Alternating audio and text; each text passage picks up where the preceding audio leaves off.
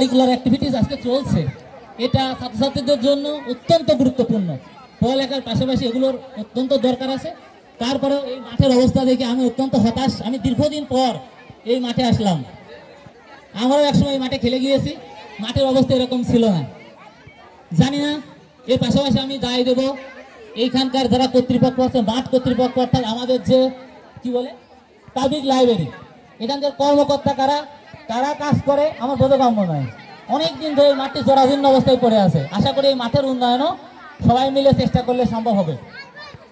পাশাপাশি শিক্ষার্থীদের উদ্দেশ্যে বলবো, আমি হঠাৎ করেই আজকে কুষ্টিয়া সরকারি কলেজে চলে আসিনি। আমি 29তম BCS এর মাধ্যমে এই ক্যাডার সার্ভিসে যোগদান করেছি। আমার মতো, আমার চেয়েও অনেক অমীয় প্রতিভা আমি তোমাদের চোখে মুখে দেখতে পাচ্ছি।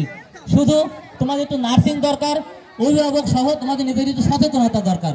আমি চাইবো, শুধু আমি একা কেন, আমার পাশে এরকম আমি যাতে চোখ খুললেই দেখতে পাই আমার স্কুলের অনেক ছেলে মেয়ে বাংলাদেশের ভালো ভালো জায়গায় অবস্থান করছে এবং দেশ পরিচালনায়, দেশ গঠনে তারা অংশগ্রহণ করছে। যাই হোক, আমি শেষ সময় এসেছি, কথা আর বাড়াবো না। অনেক স্মৃতি আছে স্কুলের সাথে আমার, সুযোগ পেলে বলবো।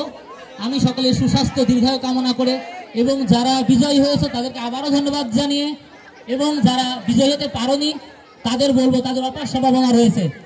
ক্লাসে খেয়াল করবা, রোল নম্বর 1 হয়ে গেলে সে মনে করে আমার আর পড়ার কিছু নাই, কিন্তু যার 2 হয়েছে সে মনে করে আমার এখন অনেক ঘাটতি আছে। সেক্ষেত্রে দেখবা যার রোল নম্বর 2 তার পড়ালেখা অনেক ভালো হয়।